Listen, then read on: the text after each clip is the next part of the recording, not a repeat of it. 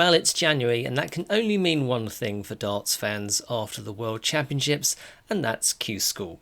Now, do we get too excited about this? Well, quite possibly, but there is something inherently exciting about seeing the next batch of players come through and win their place on the tour. And from a personal point of view, well, I've got mates competing in this, and I'm sure you do too if you're watching this.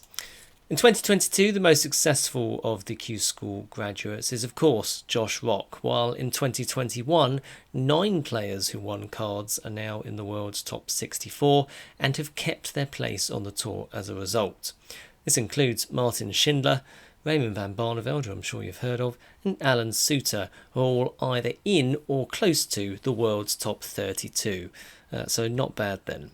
So as a part of the build-up to this year's Q-School event, I thought I'd produce a montage of all the players I've filmed during the year that will be going to Q-School this time round, probably the UK event rather than the EU one.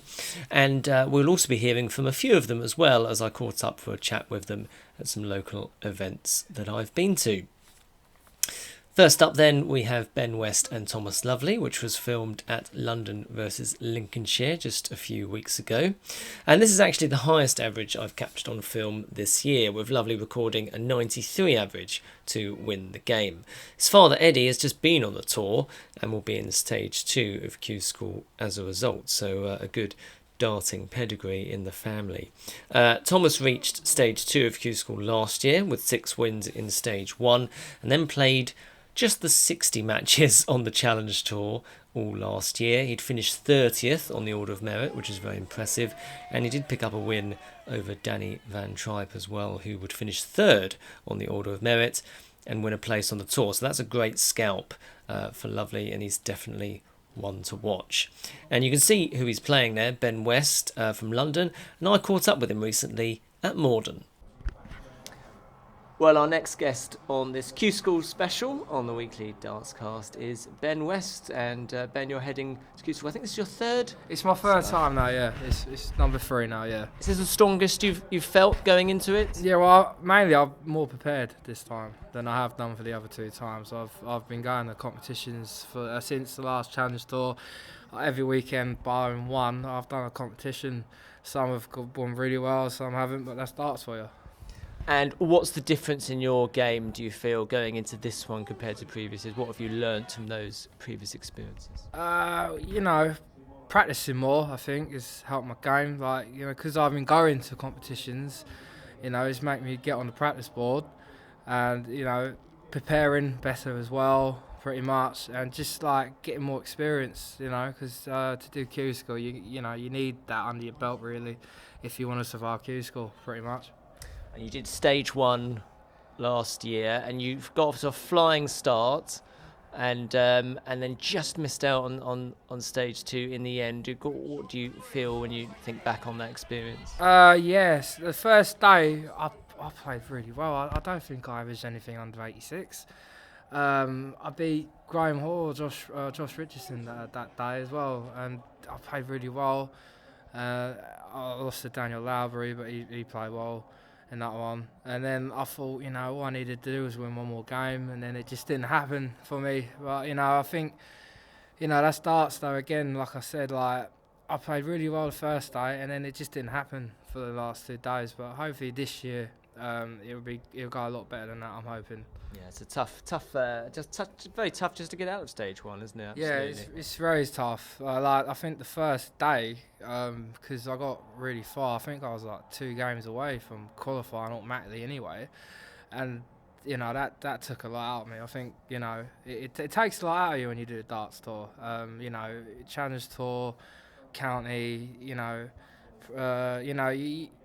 First thing I do now when I go back to the hotel room is I fall asleep because it's so tiring. It takes a lot out of you. So you have got to be fit a little bit to do this as well. You need the energy as well for the whole day because they are really long days. Yes, people don't think about that, do they? No, they don't. Necessarily. You mentioned the Challenge Tour there. You're probably your strongest year on the Challenge Tour. A few runs to the last 32, one to the last 16. It was my first ever season on the Challenge Tour, coming from the Tour. I got better towards the end of the year. It took me a while to to get used to it all again, because I thought I'd playing Edmonton Tour for so long. I thought I'd be okay, but it took me a while to get used to it, because it is a little bit different to development tour. Obviously, more experienced players, and some players on there have been playing the game probably before I was even born. So, you know, it took me a while to get used to that. But towards the end of the year, I got a bit better. I got better results. You know, I took a couple of top players down to the wire as well in a couple of games. So, you know, it's good to have 1 year of Challenge Tour under my belt, and that's really helped me going into Q-School. And just a word for London County, the London County scene that you play for, and obviously the A squad that you've are a regular member of now. Yeah. It don't even feel that long ago. It's been a couple of years now. I think I'm 20 caps now. I'm 5 away for getting me to 25 certificate. No, playing with London, who gave me the opportunity to go and play for them, I can't thank them enough, really. I've enjoyed every minute of it as well. I do quite like my county. You know, it's helped me. It's helped me a lot. I've played some top players at county as well. So yeah, county is, you know, it's a good way to learn for county, I'd say, if you're into darts like that. Now here's the question we ask if we won this time of year. You would have seen this argument comes up every year on social media, and it's pointed at people that are averaging perhaps less than 60 and saying, oh, you know, why are those people going to Q-School? Why are they spending all this money, and what a waste of time? When you see that type of argument, as someone that goes to, you know, is involved, what do you think about that as a discussion point? If you're just about averaging over 60, me personally, I wouldn't say Q-School's for you. I'd say get better, play Super League, play Super League. If county's not your thing, which to be honest, it's quite, it's for some people. So go to competitions, you never know who's going to turn up at a local comp, you know that as well. Yes. You never know who's going to turn up as well. So get experience on your belt. Play Super League, play the competitions, do the amateur tours as well. The ADC's coming up on, that's really coming about. I'll maybe be doing that next year. See how Q-School goes. Also, if you want, do all the WDF, do some of them in England. There's a few about over here. But don't ever force it. Don't ever fall Q-School's one of those things that you've got to be ready for and mentally be prepared for. You can't just turn up for Q-School and, you can turn up at Super League and see what happens. You can turn up at a local comp and see what can happen. Who knows? You could, But, if you want to do Q-School, me personally, I'd say practice hard. Play more local events, play more local leagues, practice with better players. And then you'll see the averages go up. And then, when you see your averages go up and quite high, then go to Q-School and see if you got what it takes. Good advice. Quick word for your sponsors that are backing you. Yeah, we got Darts GB first. They've sponsored me now for 8 years now. Coming at 8 years. They're a dart shop in North London, down in Baker Street, I think. Might have to double check that. But they're in pretty much near Tottenham. Their dart shop, they're fantastic. Mel and Darren, they're good prices. It's all of its darts in the shop. You can try as many sets as you want till you find the right dart for you. They're brilliant anyway. They help you out, and if they haven't got what you want, they get it for you, which is even more. They're just brilliant people. They've supported me for a long time. We got a local boy, Alex Spencer. He's been with me quite a few years now. He's been helping me with my competitions, he has done. And then we've got the main man himself, Mark Smee, of a rapping mailing company. A lot of people might not know Mark. He used to play a bit. He's played for London as well in the past. Doesn't play as much anymore. He just focuses on me with my game now, which is, he's really helped me. He was out of nowhere really when he started to sponsor me. So, I've been a bit lucky on that side. Just that little bit helps though with players like me. You could just get a sponsorship deal like what I've got, and it really does help me get on the tour and trying to get on with the big boys. But yeah. Amazing. Ben West, thanks so much for your time. No worries, Good luck. Mate, anytime, mate. Thank you very much. Cheers. Chris Holt is up next, and he's another staple of the London County team and was in fact one of my lockdown streaming players when we were all doing online darts in the dark days. Holton is in fact in stage 2 of Q-School automatically, and that's due to his high finish on the development tour Order of Merit.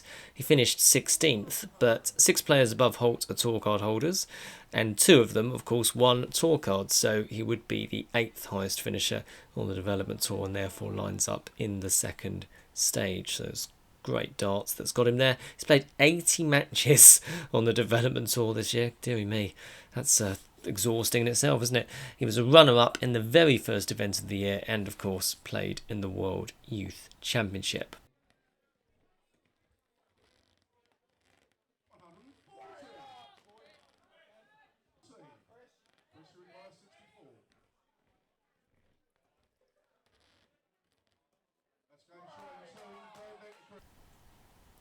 Another talented youngster, this is Lou Bevan at the Champion of Champions in Cardiff. 35 matches for him on the development tour this year, finished 55th on the Order of Merit. He had 3 runs to the last 16, which included an eye-catching win over Kieran Tehan, who of course was on the tour previously. Only the 1 win last year at Q-School in stage 1 for Lou, but and as a result didn't progress to the next stage, but he did have tough draws, and be surprised if you found anyone with tougher draws than this. Mike Gillett, Lee Evans and Josh McCarthy were the players that Lou Bevan missed out on, but I'm sure he'll be looking to make amends in 2023. Diogo Portello and Lee Evans now, and this was filmed at Riley's Victoria back in January, with the winner qualifying for Butlins Minehead, and it will be Portela that will prevail, having been 3-2 down in this match and 3-1 down in his semi-final. The Brazilian will reach stage 2 of Q-School last year, won 4 games in the first 2 days of that particular event, and then he won 4 games in the first 2 days of stage 1, and then he had a rest because he had enough points to progress, so just look out for that. In terms of this year's events, day 3 of stage 1 is always a tricky one. He was very close to winning a card last year, was Portela. He'd finished 18th on the Order of Merit, 5 places shy of the qualifying spots, so very, very close indeed. On the final day, he beat Graham Usher, George Killington, who would win a card, of course, Jim McEwen and Daryl Pilgrim to reach the quarter-finals. And of course, since then he's played in the World Cup and his 5th World Championship. Evans, I would argue, was extremely unlucky not to reach the second stage of Q-School, arguably one of the most talented players not to reach the second stage, but he would make up for it on the Challenge Tour with a couple of runners-up finishes, and he'd play a lot of the Players' Championship events on the PDC Pro Tour as a result. He'd be competing as a top-up player, and he'd pick up £12,750 as a result, and even had a run to the last 8 of the Pro Tour in event 19, so keep an eye out for Lee Evans. Next up is Wazzy. Now you should know that Wazzy's surname is spelt wrong there on your screen. Apologies, Wazzy, if you're watching. And he played all 7 days of UK Q-School last year, which is tough in of itself, as you might imagine. He started stage 2 very brightly with wins over Jim McEwen, there's that name again, and Scott Williams, but couldn't quite carry that momentum through into the last 3 days, but certainly a very valuable experience for him. He did play some of the Challenge Tour as well this year, which included a run to the quarter-finals in event 16. And we're now going to hear from another Q-School participant, Scott Walters, who I caught up with in Cardiff at the Champion of Champions. Scott Walters, great to see you here at the Red Dragon Finals Day. Thank you. And great to be here again, I would imagine. Yeah, it's not always nice to come here and compete with some of the top boys that you see coming in. I mean, look, when I walk straight in and see Martin Lukeman, Jim Williams and that, personally you don't want to draw them, but it's good if you do and you beat them, you knock out one of the big boys out. So yeah, it's good fun, I like it. This is the level that you obviously want to be at. Oh yeah, definitely. Obviously I had a bit of a hiccup beginning of the year. I had to have an operation and on my foot that kept me out, which people may have seen on the live league, me hopping around a little bit, but I had the operation done, so the foot's a lot better. But now I'm back and playing. I can do challenge tours coming up soon, and I've missed the ones in Germany, which really hurt. I really felt like my game was there. So, but no, hopefully I'll get up there in a year or two, possibly. Fantastic. And just tell us about your route here, because it was quite a draw you got at Eastleigh.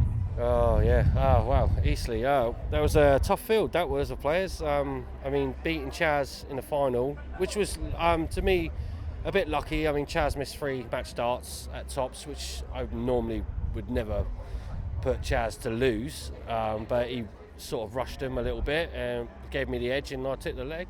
But yeah, the field was strong. I mean, Sam Rooney down there, you had Jamie Kellin, Andy Jenkins, Mike Gillett, obviously. You had some faces, Luke Getty, who's obviously just played on the Modis this week, and then Wes. The field was it was a hard field to win. So, but to win it and come out on top, it felt good. So just tough to get here. Oh yeah, it's tough to get here. God, yeah. I mean, anyone knows that best of 3 legs. One leg could go wrong, or you bounce out. Anything, one crap score, and that's it. And the leg's gone, or you've got to make up for it. And when you're chasing in a best of 3, yeah, it's not the best of feelings, but it can happen. It can happen. Hopefully, I might be on the good side of that today. And what do you make of the format? Because it's best of 3. It's brutal. It's hard. It's one of the hardest competitions I've entered. Best of 3. I've entered a lot over the many years I've played darts, and this is the brutal, probably the hardest one I've played in. Yeah, it's not easy. I mean, like I said, one dart could cost you, missing double could cost you. You know, you could think in a normal game, best of 6 or something like that, or best of 11. You know, you miss a dart, someone takes the leg. Oh, I'll make it. I'll try and break the throat. You can't miss a dart here. You can't, because it will cost you, and it will cost you big. So. Right, well, Scott, thanks so much for your time. Good luck today. Thank you very much, mate. Thank you. Well, Gary Blades here now representing Lincolnshire, and he was on the PDC Pro Tour between 2020 and 2021. 5 wins in Stage 2 last year, which of course he automatically was entered into because he was a former tour card holder, but it wasn't quite enough to earn him a card. But he then went on to play 63 matches on the Challenge Tour, with a run to the quarter-finals his best effort. He did play a few Players' Championship events as a top-up player and had an incredible run to the quarter-finals in Event 7, which included a win over a certain Michael Van Geuren, which was quite incredible, really. So, yes, Gary Blades certainly not one to be drawing in the early stages of your Q-School campaign. We're now going to hear from Cameron Crabtree, who I caught up with at the Slough Open. Cameron Crabtree, thank you for joining us. Q-School coming up. How are you feeling ahead of that? Yeah, no, I'm excited. Practice is not going too bad. I've been to Modus, which was a good experience, ahead of going there. I've learnt a lot from that, looking back at it, and things that people said to me whilst I was there. So I'm excited. I think it could go well. What advice did you get when you were at Modus? Are you allowed to say? Just some stuff that the people in the room said. Robert Thornton, he was he was good to talk to. He gave me some good advice. So yeah, Robert Thornton was great. He gave me some good advice, tips, both positive and things to work on and things I was doing well. So it was good to take that away. And also stuff that Chris Mason and Matt Edgar said on the commentary. I've watched all my games back, and there's plenty of positives and there's a couple of negatives, but they're also positive because I've worked on them, or I'm working on them, so it's all good. Tell us about the 9 darts, then you have to, surely, at the development tour a few months ago now.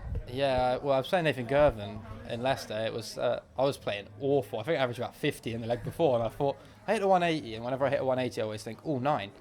But my first thought was, please just hit like a 140 or something, just keep yourself going. You need to win at least one leg to make it respectable. And then I hit the 180. I went up for the 141. Wasn't really thinking about it, which makes a change because normally I'd be shaking like a leaf. And hit the treble 20, hit the treble 15, just threw it the double 18, didn't even really look. And then I had to double take to check it was in, and it was good. And Nathan was really nice afterwards as well. So no, it was a good feeling. Amazing experience, absolutely. And you have some news. It hasn't been announced yet, but would you like to reveal who you've signed for? Oh yeah, signing with Winmore. So that was a good experience. Going down there and meeting them, they're all great guys. Steve Brown's been excellent. So yeah, I'm looking forward to people to actually talking about it. It would be nice. Yes, it's under embargo at the moment, isn't it? Yeah, I haven't wanted to say anything to anyone because it's theirs to announce first. So yeah, fantastic. And Q-School now, you've been before? What did you learn last time that you're going to take into the experience this time? Well, last time I think it was about just learning how it works, being in the situation, because now going back, I know what to expect. Whereas I feel like I'm in an okay place. I've got, as good a chance when you go and play well, and you've got a chance. And I've played some good darts lately, but I know what to expect. I'm not going to get there and be flustered or anything. I know what's coming. So if I can go there and play the darts that I have been in practice, I'll have as good a chance as the majority of people. So if not, then next year could be a big year anyway. I've got development tour, challenge tour, ADC. Hopefully, Modus invite comes again. So there's plenty to be doing, and I'm gonna put everything into it. And if it happens, it happens. If not, then go next year. Amazing. Well, you've got lots coming up. And just a word for your other sponsors that you may have. Oh yeah, thank you to JT for everything you do, and R&T Tyres. They sponsored me for when I was at Modus. They were excellent. So yeah, thank you guys. Fantastic. All right. Well, all the very best, Cam, and we look forward to seeing your progress. Thank you, Matt. Cheers. Change of management for Lee Cox this year is now with Modus. He played all 7 days of Q-School last year as well and secured 4 victories in Stage 2. He had a tough year on the Challenge Tour, but did have a run to the last 16 in one of the events and enjoyed an eye-catching win over Ryan Hogarth. He's a staple of the London County team, a firm fan favourite, and wish Lee all the best, of course.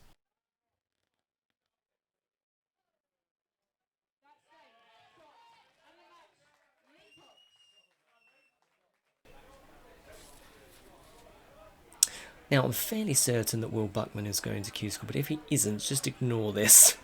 Needless to say, he's a very up-and-coming player, under the radar, improving all the time. I think he's fairly new to the sport, but here he is winning at the Twitton Club in Brighton earlier in the summer.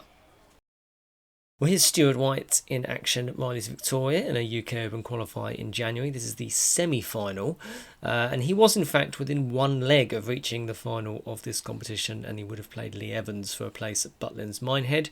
4 victories in Stage 1 of Q-School last year, including a win over Josh McCarthy. He averaged 95 in a win against Jordan Boyce. Not enough to progress to Stage 2, unfortunately, last year. However, he did get some eye-catching wins on the Challenge Tour, including beating Jelle Klaassen and Gian van Veen.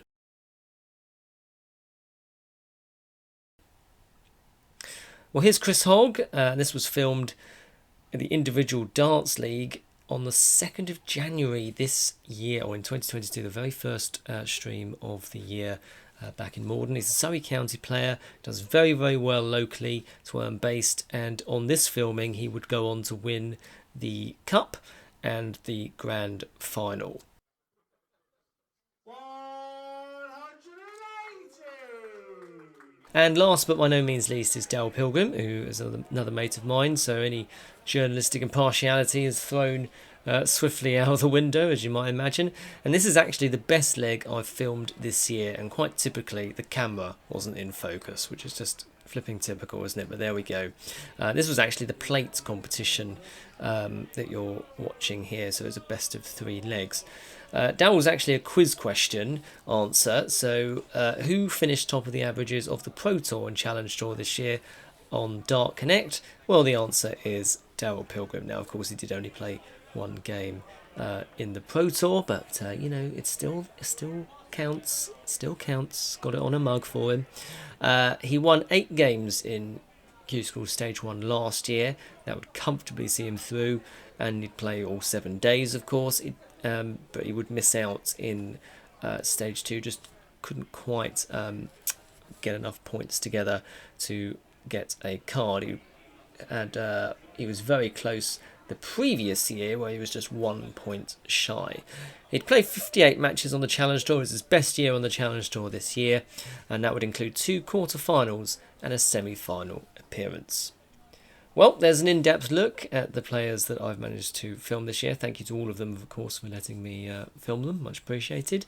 And hope you enjoy following along Q-School 2023, and hopefully that's whet the appetite ahead of the event.